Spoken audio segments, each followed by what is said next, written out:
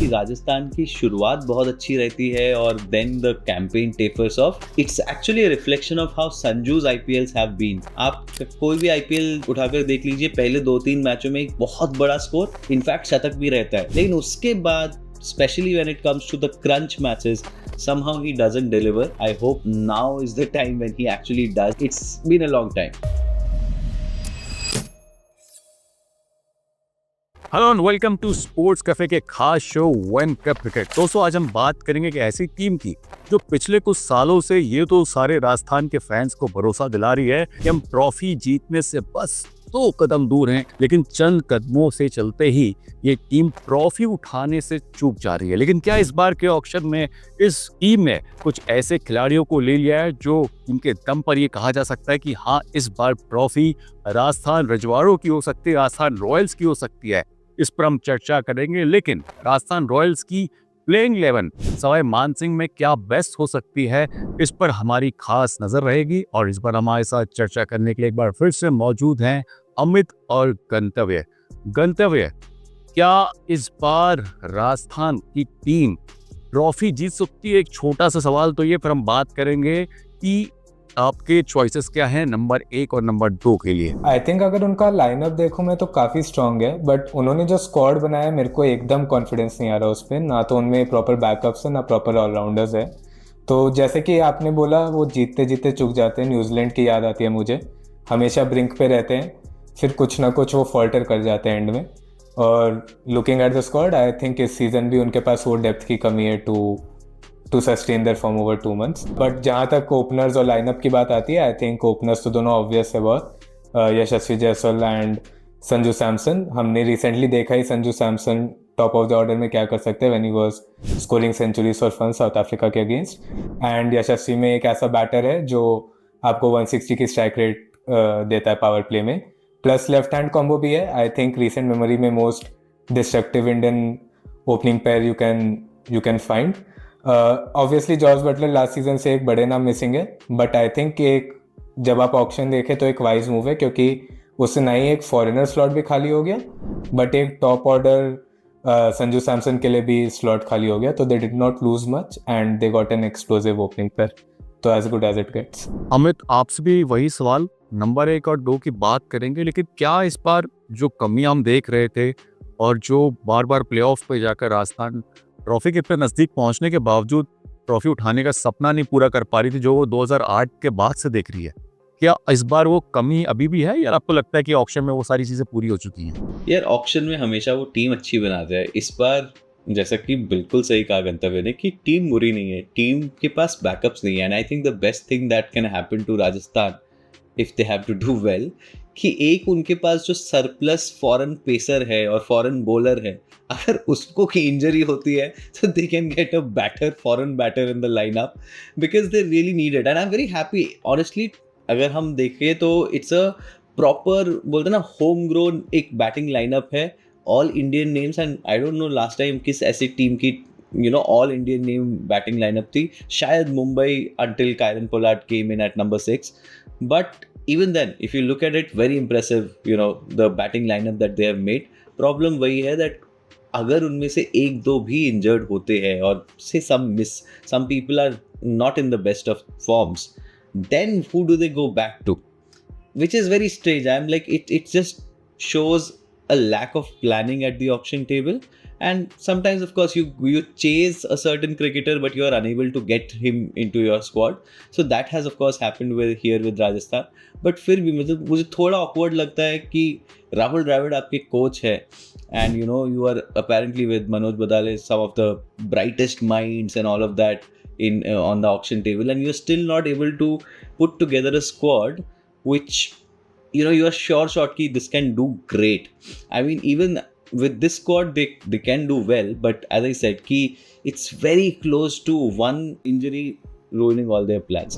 तो मुझे उस चीज़ की बहुत परेशानी है, और मैं वही बोलूँगा कि the best thing that can happen to them is one of their fast bowlers getting injured. और ऊपर से इनके पास सबसे इंजरी प्रोन प्लेयर जो अगर किसी को अवार्ड मिलना चाहिए वो भी है, हमें वो भी मालूम जोफ्रा आर्चर, लेकिन हालांकि सब लोग कह रहे हैं कि भाई इस बार वो फिट हो गए हैं, लेकिन कितने फिट हो गए हैं भाई, ये को सीजन जब शुरू होगा कभी मालूम नहीं यार, चलेगा। मैं तो डिफेंड करता हूँ, मैं हर बार डिफेंड करूंगा जोफ्रा आर्चर को, क्योंकि भाई excellent player, like you know, I think it is the only case in the IPL where a team has not reached the playoffs, उसके बावजूद the player has been the MVP, जो Jofra Archer शायद 2018 या 19 में थे। तो बहुत खास खिलाड़ी है ये, और I am not saying is the same player in 2024, but यार अभी जितना मैंने भी उनको देखा है in the series against Australia and all, looks almost as good, and I think he has worked on his fitness. वो जो भी 3 साल मुंबई के लिए हुआ, that's a, you know, we can forget that, but yes, if I am very excited to see Jofra Archer back in pink, so I'm very happy that he is a part of the squad. जी, number 1 और 2। Number 1 और 2 I think इसमें तो कोई ना तो उनके पास option है ना तो हमारे पास डाउट है। Yashasvi Jaiswal at the top of his game right now. He's killed it for Rajasthan at the top of the batting order. So of course him and Sanju Samson. Of course Joss Butler की थोड़ी कमी खलेगी, but Sanju Samson with his form for Team India opening the batting, उन्होंने दिखा दिया है कि that's also a place that he can occupy. And वैसे भी नंबर 3 पर आते थे, so he has that game even like you know right at the top of the order. So Yashasvi Jaiswal, Sanju Samson, no brainer.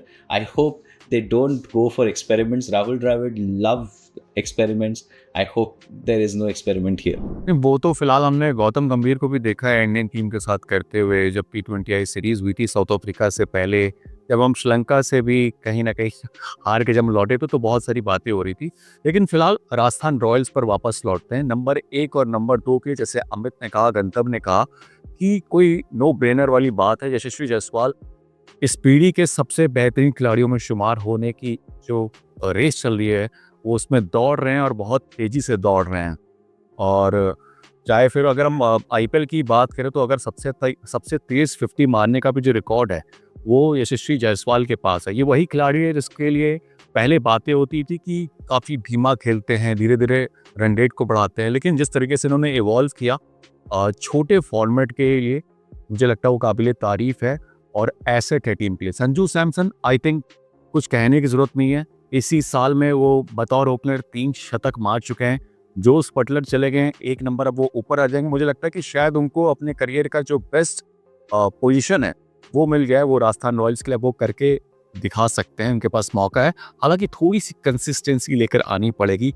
Run तो वो बड़े अच्छे बनाते हैं, धमाकेदार पारियां खेलते हैं, बट छोटी जो पारियां होती हैं उसको बड़े में तब्दील करना पड़ेगा, क्योंकि जोस बटलर को हमने यही करते हुए देखा है कि सीजन में जब उनका बल्ले से 1 शतक आ जाता था तो वो कभी 2 कभी 3 उसको आगे तक ले जाते थे, तो हम वही एक्सपेक्ट करेंगे। बट आई थिंक राजस्थान इस मामले में लकी है कि यशस्वी एग्जैक्टली वैसे टाइप के बैटर है। मैं आपको एक इंसेन स्टैट देता हूँ, आज तक आईपीएल में बस 3 बार यशस्वी जायसवाल स्पिन के अगेंस्ट आउट हुए।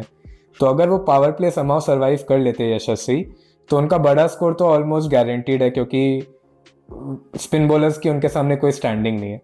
तो एटलीस्ट एक ओपनर वैसा है उनके पास, even if Sanju fails a little. नहीं, और अगर एक थोड़ा मैं संजू की एक बात करूँगा कि जो हम बात कर रहे हैं कि राजस्थान की शुरुआत बहुत अच्छी रहती है और then the campaign tapers off, it's actually a reflection of how Sanju's IPLs have been. आप कोई भी आईपीएल उठाकर देख लीजिए, पहले 2-3 मैचों में एक बहुत बड़ा स्कोर, इनफैक्ट शतक भी रहता है, लेकिन उसके बाद specially when it comes to the crunch matches somehow he doesn't deliver. I hope now is the time when he actually does. It's been a long time. Yeah. ठीक है अमित, गंतव्य ठीक है। नंबर 1 2 कोई इसमें सबके ऑप्शन सेम ही है। नंबर 3 और 4 की बात कर लेते हैं। नंबर 3 पर एक, चूंकि अब संजू सैमसन ऊपर जा चुके हैं, जोस बटलर अब है नहीं, तो गंतव्य आपकी लिस्ट में नंबर 3 की पोजीशन को पूरा करने वाला वो बल्लेबाज कौन है?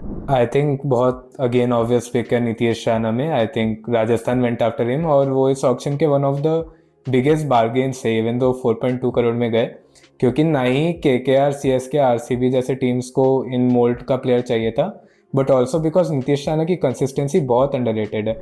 लास्ट 7 आईपीएल सीजन्स में उन्होंने 300 प्लस रन बनाए हैं, लास्ट 4 सीजन्स में 350 प्लस, और 2023 में उन्होंने पहली बार 400 प्लस भी बनाए।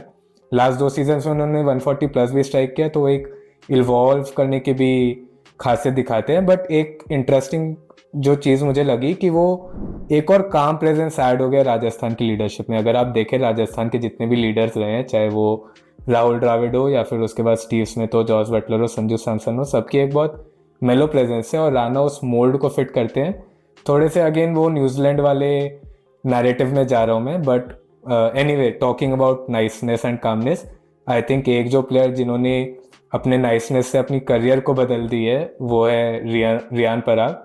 हम सब देखते थे 2023 तक वो, जो कि मेरे नंबर 4 है ऑब्वियसली, हम सब देख रहे थे लास्ट सीजन तक कैसे वो बड़े बड़े स्टेटमेंट देते थे और डिलीवर नहीं करते थे, बट इस बार ही उन्होंने एक्चुअली क्रिकेट पे अपने फोकस किया, रिजल्ट्स एविडेंट है।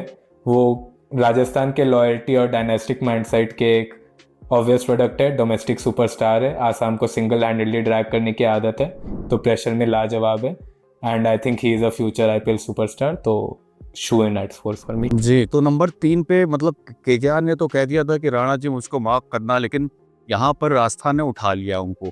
अमित, क्या नंबर 3 पे आपके लिए भी राणा जी हैं? यस, नीतीश राणा है क्योंकि और कोई ऑप्शन नहीं है। जिस तरह की मैंने बोला है कि उनकी लाइनअप है, पर नीतीश राणा गंतव्य आपने बहुत स्टैट्स बताए, पर लास्ट ईयर वो सिर्फ 2 मैच खेले थे, इंजरी हो या कुछ भी हो, but he just played couple of matches for KKR in their championship winning season. So again he has those numbers, he has those consistency.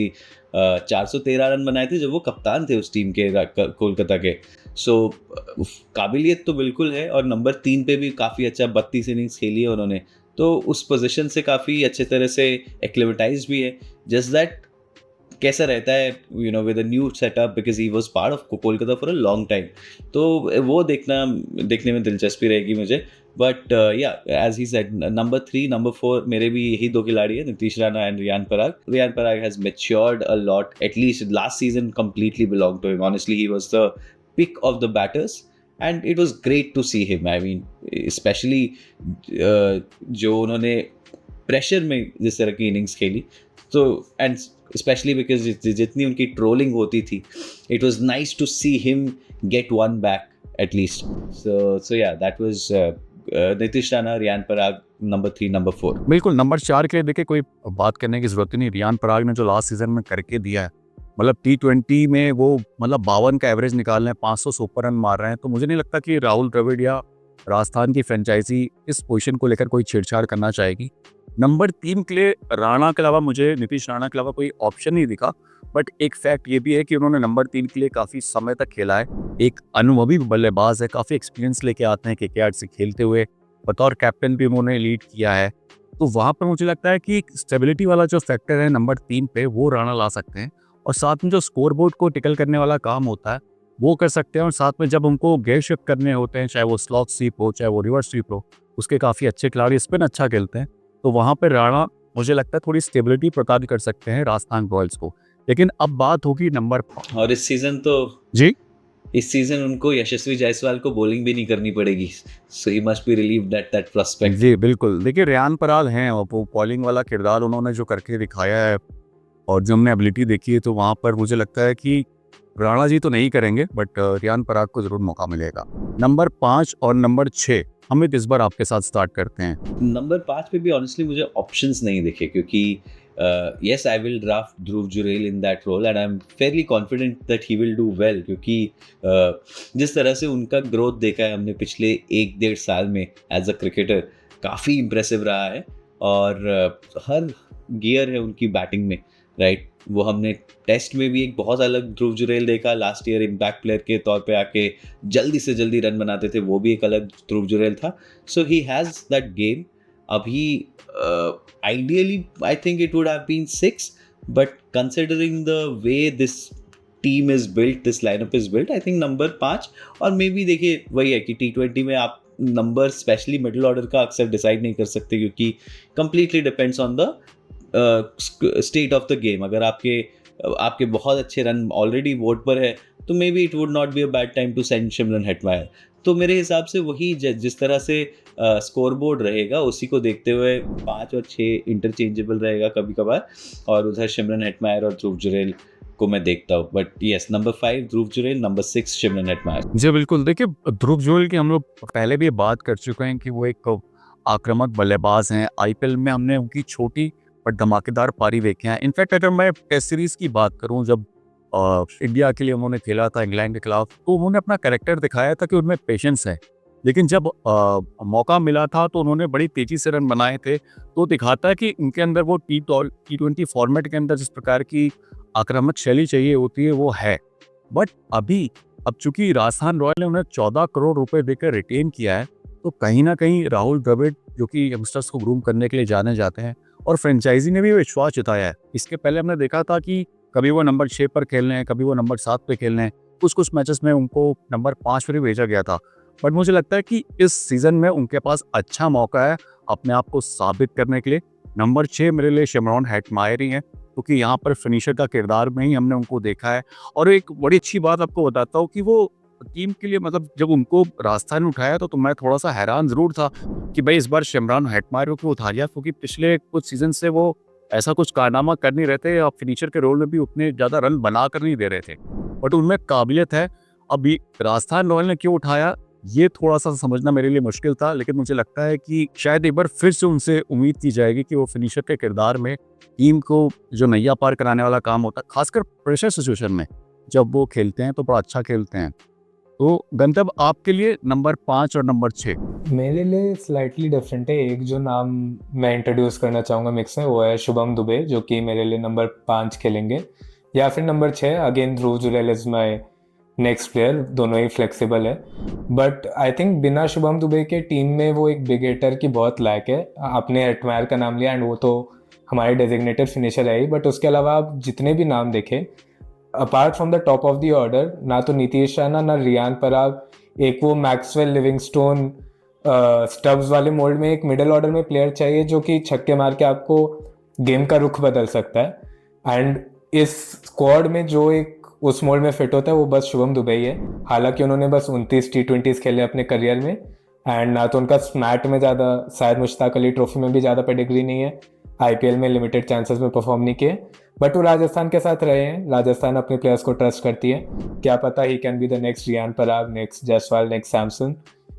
ये सारे यंग गाइस को राजस्थान ने ट्रस्ट किया, एंड वो बहुत अच्छे 6 हिटर तो हैं ही वैसे। उनका वो आई थिंक हर 11 बॉल में अपने करियर में छक्का मारते हैं, जबकि जायसवाल और सैमसन जैसे बिग हिटर्स भी हर 16-17 बॉल में एक छक्का मार पाते हैं। किसकी बात कर रहे हैं आप? तो ही कैन, ये मैं शुभम दुबे की ही बात कर रहा हूँ। देखिए यही गंतव्य की खासियत है। जब ये कोई नया प्लेयर लेके आते हैं ना तो पूरा स्टैट बैक करके लाते हैं कि भाई जो मेरा पॉइंट है वो किसी भी तरीके से फेल ना हो।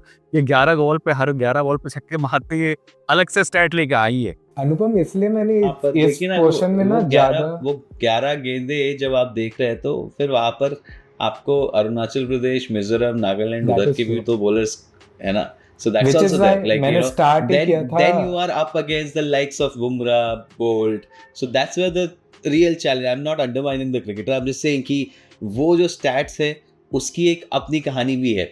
so yeah, अमित, मैं that's my आपसे submission. आर्ग्यू करता, दो दिक्कतें हैं। सबसे पहले आई थिंक इतना रिसर्च मेरे पास इसलिए है इधर क्योंकि I think this is where Rajasthan lost the IPL last year. अगर आप देखें तो उनका टॉप ऑर्डर फायर कर रहा था, मिडिल ऑर्डर फायर कर रहा था, बट जब वो डेथ में आते थे तो उनके पास कोई बिग हिटर्स बचते ही नहीं थे। अगर उनके पास एक यंग MS धोनी होता ना लास्ट सीजन, आई गारंटी वो IPL को क्रश कर देते, they would have one the title for sure. But क्योंकि वो एक वैसा मोल्ड का प्लेयर नहीं था, दे lagged out.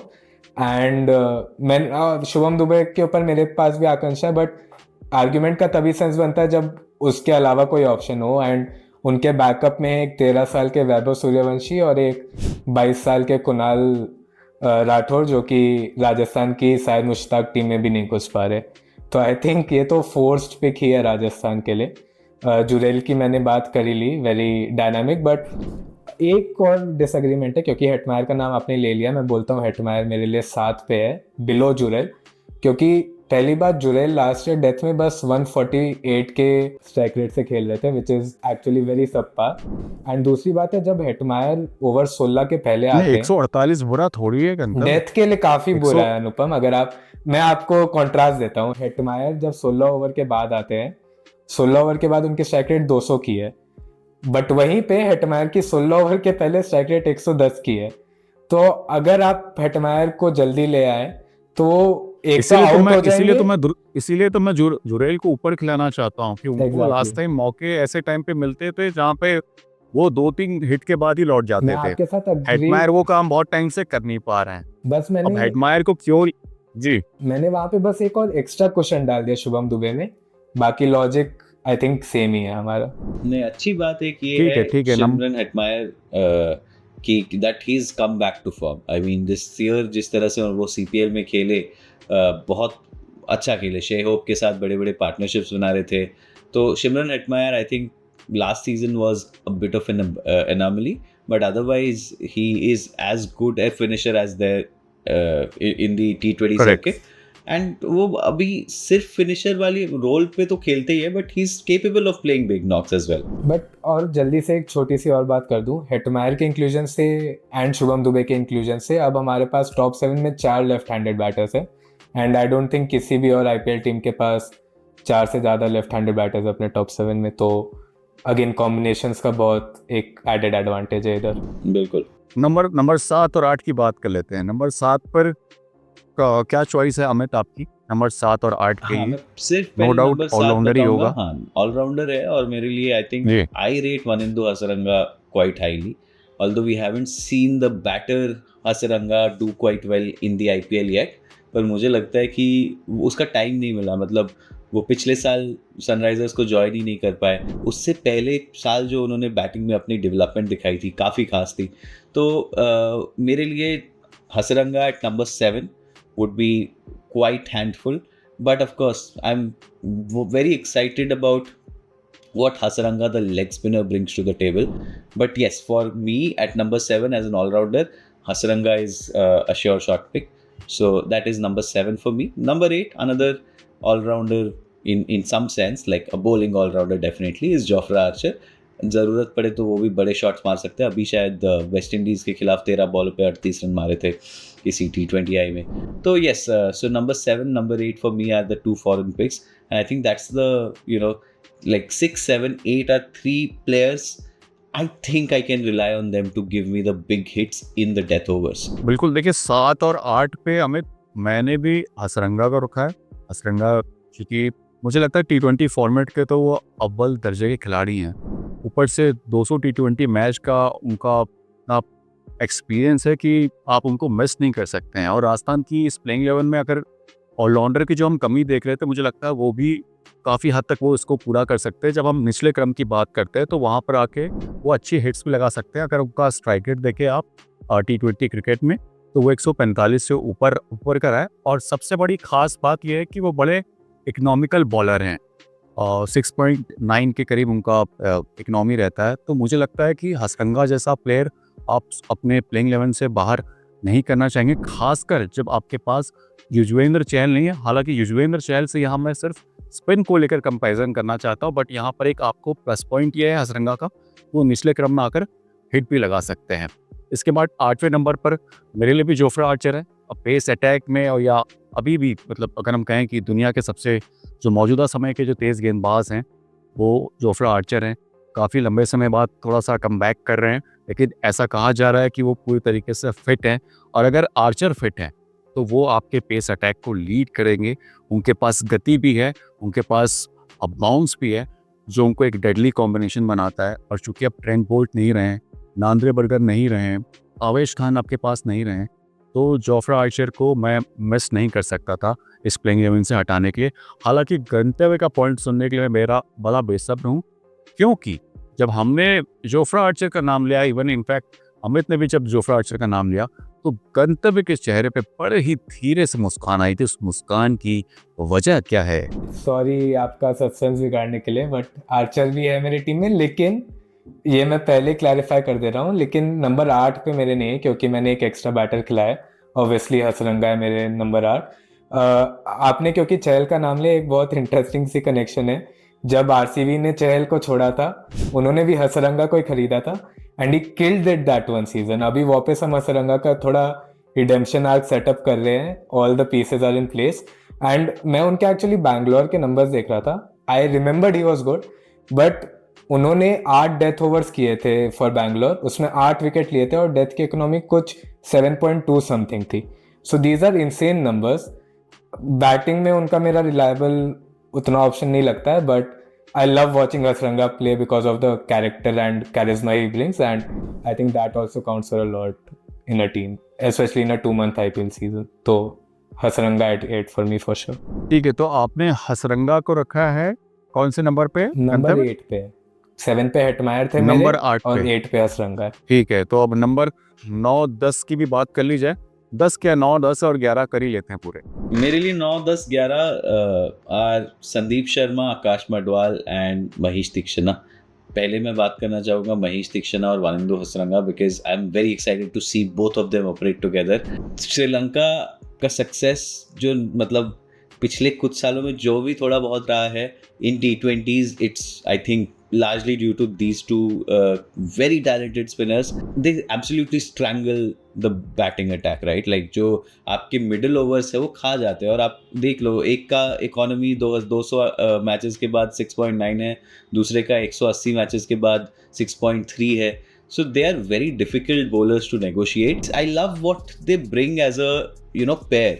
Like Theekshana is the one जिसको आप मारने की कोशिश करोगे तो आउट हो जाओगे, तो इसीलिए आप उसको आप ट्राई करते हो कि okay fine you just play him out.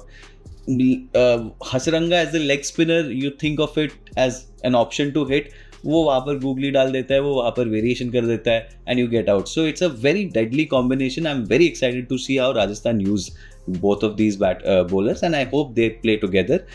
Akash Padwal, Sandeep Sharma, not the most fearsome fast bowlers to go with Jofra Archer, but मेरे हिसाब से Akash Madwal, whatever I saw of him, especially in that season couple of years ago for Mumbai, great death bowler, Yorkers execute करते हैं बहुत अच्छे से, and Sandeep Sharma is ever reliable, one of the most unheralded names after so many years in the IPL.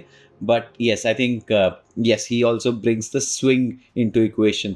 So मेरे bowling lineup पे there is Jofra Archer who brings extreme pace, there is Akash Madwal who is good at executing Yorkers in the death, you have Theekshana and Hasaranga stifling the batters in the middle overs, and then there is always Sandeep Sharma to do the good job at death and also give a few overs or wickets in the power play.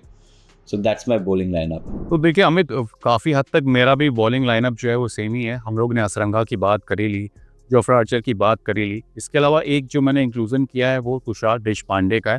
उसका reason ये था कि हमने Chennai super Kings से उन्हें देखा है किस प्रकार की वो बॉलिंग करते हैं। मुझे लगता है कि वो गेम के हर फेज़ में बॉलिंग कर लेते हैं और ये शायद उनकी सबसे बड़ी ताकत है।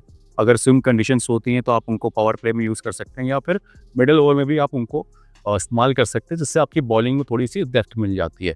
संदीप शर्मा आई थिंक जिस तरीके से उन्होंने अपने आप को इवॉल्व किया है और 4 करोड़ रुपए के हिसाब से यार एक अनकैप प्लेयर आपको मिल रहा है, तो संदीप शर्मा मुझे लगता है कि वहाँ सबसे अच्छी डील है राजस्थान के लिए। तो जो IPL में 100 से ज़्यादा विकेट भी ले चुके हैं, इकनॉमी भी इनकी 8 से कम की रही है, ऊपर से डेथ ओवर में भी बॉलिंग करा लेते हैं, तो फिर क्या ही इनको मिस करेंगे।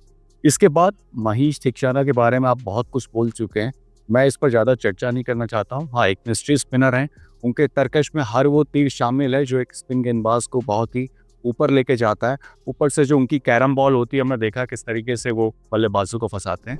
तो आई थिंक इस पर डिस्कशन नहीं करते हैं। मज़ा तब आएगा जब गंतव्य कुछ नए नाम लेकर आएंगे, क्योंकि देखिए हमारा तो लगभग एक तुषार देशपांडे को छोड़कर स्क्वाड माफ़ कीजिएगा प्लेइंग 11 सेम ही है, लेकिन गंतव्य क्या कहने वाले हैं, इसमें मज़ा आने वाला है। आई लव तीक्षणा, मैं डिस्क्लेमर दे देता हूँ, ही इज़ अगेन जिस तरीके से वो बैट्समैन को तड़पा देते हैं, मज़ा आ जाता है देखने में। बट अनफॉर्चुनेटली मेरे लाइनअप में उनके जगह फजल हक फारूकी रहेंगे for one simple reason. I think Rajasthan को हमेशा एक left hand opening, left arm pace bowler के साथ ओपन करना पसंद है, चाहे आप उनादकट देखें चाहे ट्रेंट बोल्ट देखें, much like what Mumbai does. इस बार भी इनफैक्ट वो बोल्ट के पीछे पड़े थे Rajasthan, but they got out bit. But anyway अगर आप फजल, मुझे तो गंतव्य लगता है आपका अफगानिस्तान से कुछ पुराना नाता है, क्योंकि जब हम इसके पहले जब हम नूर अहमद की बात कर रहे थे तो आपने उनको नहीं छोड़ा था, यहाँ पर आप फजलक फारूकी को लेकर आ ही रहे हैं, कुछ तो है connection. I love underdog stories and Afghanistan से बड़ी अंडरडॉग स्टोरी नहीं है, but the great part is कि उनके पास एक्चुअली इतने टैलेंटेड क्रिकेटर्स है कि they can on the back of their performances वो अपने 11 में घुस सकते हैं, उनको नरेटिव के भी नीड नहीं है। अगर आप फारूकी के 2022 से नंबर्स देखें तो उनकी T20s में पावर प्ले की strike rate is better than Boult, like he takes more wickets पर नहीं, आई पर थिंक ओवर। शायद लास्ट T20 वर्ल्ड कप में वो हाईएस्ट विकेट टेकर भी थे अर्शदीप सिंह के साथ। एग्जैक्टली तो I think over the years he has improved a lot. वो स्विंग करवा लेते हैं, सीम करवा लेते हैं, स्लो बॉल पे बहुत अच्छा कंट्रोल है तो डेथ पे भी फेंक लेते हैं।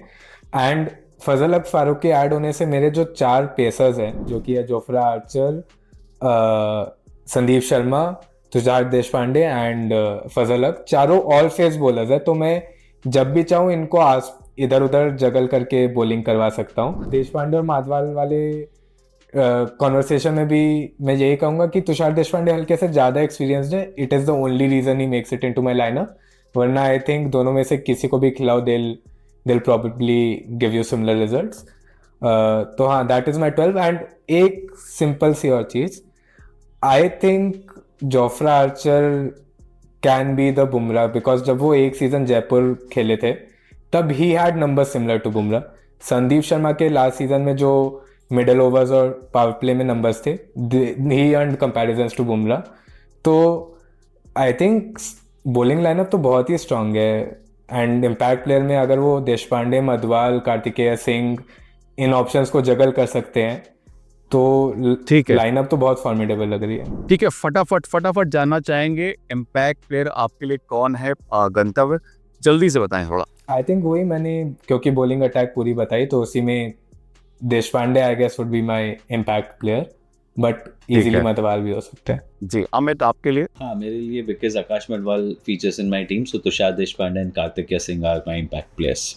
ठीक है, तो इम्पैक्ट प्लेयर के तौर पे मैंने आकाश मधवाल को रखा है। बाई चांस अगर तुषार देशपांडे अच्छा परफॉर्म नहीं करते या वो उनको चेंज करना चाहते हैं, हालांकि हम जो टीम बना रहे हैं वो पहले बैटिंग के हिसाब से बना रहे हैं, लेकिन फिर भी आकाश मधवाल और शुभम दुबे का नाम हमने रखा है।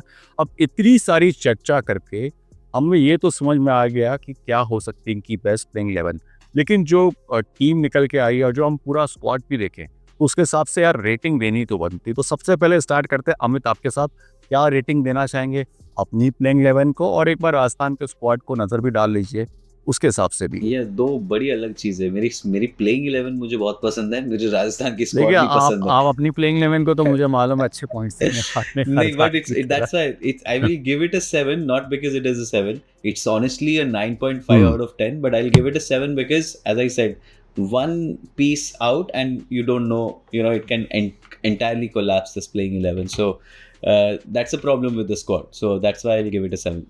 जी बिल्कुल, देखिए मैं भी इस टीम को 7 ही पॉइंट देना चाहूँगा, क्योंकि प्लेयर्स तो हैं, अगर ये सारे प्लेयर्स सही रहे तो मुझे लगता है राजस्थान लास्ट सीजन जैसा खेली थी उससे अच्छा भी कर सकती है। बट वही बात आ जाती है कि क्या आपके पास वो बैकअप हैं, अगर आपके मेन जो प्लेयर हैं जो ये किरदार निभाने वाले हैं, इनकी अगर इनमें से कोई भी चोटिल होता तो उसके बाद क्या? गंतव्य आपके लिए क्या रेटिंग आप देने वाले हैं अपनी प्लेइंग 11 को? एज समवन जिसको रिसर्च करके लाइनअप बनानी होती है, मुझे तो 10 देने का मन है, क्योंकि मेरा जॉब इतना 10? इजी हो गया, मुझे कुछ भी नहीं करना पड़ा। 11 नाम थे, जी 12 नाम थे, हाँ। मुझे डालने थे बस। बट जहाँ तक लाइनअप की बात है, completely agree with both of you guys, 7 for me too. जी बिल्कुल, तो डिस्कशन करके हमें ये तो समझ में आ गया कि हम पंजाब के बारे में बहुत बात कर रहे थे, लेकिन राजस्थान ने अपना कोर तो रिटेन किया, लेकिन अगर देखा जाए तो कहीं ना कहीं बैकअप की जो कमी है वो नजर आ रही है। बात सिर्फ राजस्थान के प्लेयर्स या राजस्थान की टीम या राजस्थान के फैंस के हौसला अफजाई करने की नहीं, मुझे लगता है इस डिस्कशन से आपको इनके प्लस पॉइंट्स और माइनस दोनों मालूम चल गए होंगे। लेकिन हम फिर लौटेंगे एक और नई टीम के साथ, उनकी बेस्ट प्लेइंग 11 लेके उन्हीं की घर में। तब तक हम सभी को दें इजाजत।